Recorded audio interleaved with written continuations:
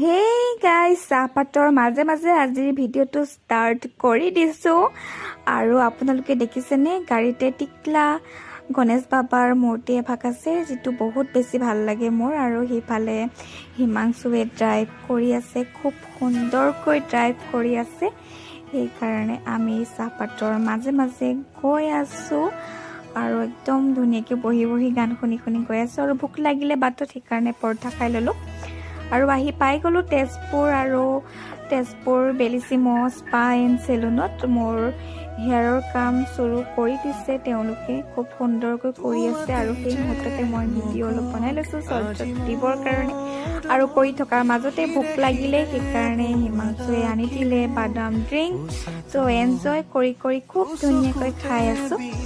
আৰু দেখিছেনে, সেইটো স্পাইডাৰ মেনৰ নিচিনাকৈ কেনেকৈ পিন্ধাই লৈছে। মই স্পাইডাৰ মেনৰ নিচিনাই ফিল হয় নিজক, সেইকাৰণে